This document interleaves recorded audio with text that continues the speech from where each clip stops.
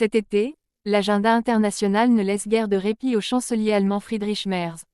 Il s'agit presque quotidiennement de coordonner la position allemande avec les partenaires européens, comme sur la guerre en Ukraine ou sur la guerre d'Israël contre le Hamas dans la bande de Gaza.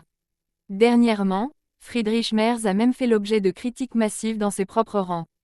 Apparemment, le chancelier n'avait pas discuté avec son parti frère, la CSU, de sa décision de suspendre l'exportation d'armes qu'Israël pourrait utiliser dans la guerre à Gaza.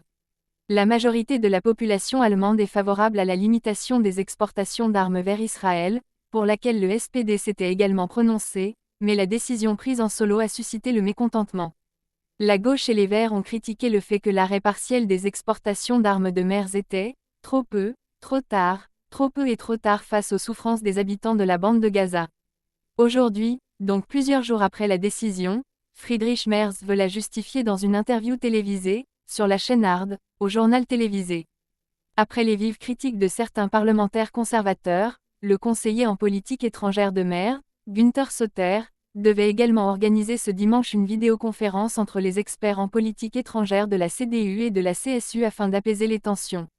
Friedrich Merz n'est pas seulement chancelier fédéral, il est également président de la CDU depuis 2022.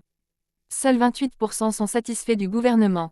Dans les sondages, la situation n'est pas bonne pour la coalition noire-rouge. Selon le sondage Art Deutschland Trön, 69% des personnes interrogées en Allemagne sont insatisfaites du travail du gouvernement fédéral. Seuls 28% sont satisfaits dans le sondage d'Infratest d'IMAP. Ce n'est guère surprenant, une majorité d'Allemands, 61%, estiment que le style de communication du nouveau chancelier n'est pas convaincant, seuls 34% le considèrent comme positif. En outre, seuls 26% des personnes interrogées pensent que Merz est quelqu'un en qui l'on peut avoir confiance. Des lois mises en route seulement pendant la pause estivale. En fait, c'était déjà la pause estivale à Berlin lorsque le gouvernement fédéral a lancé plus de 20 projets de loi lors de sa réunion du 6 août, du paquet retraite avec la pension maternelle au ticket national pour le train et les autres transports en commun, en passant par de petites économies pour les gens sur le prix du gaz. Les préoccupations des citoyens ne sont pas assez mises en avant. Des experts politiques comme le journaliste du Welt Robin Alexander déplorent que le chancelier Merz se concentre trop sur la politique étrangère. La querelle de la coalition au sujet du renouvellement des juges de la Cour constitutionnelle de Karlsruhe a mis en émoi le monde politique à Berlin.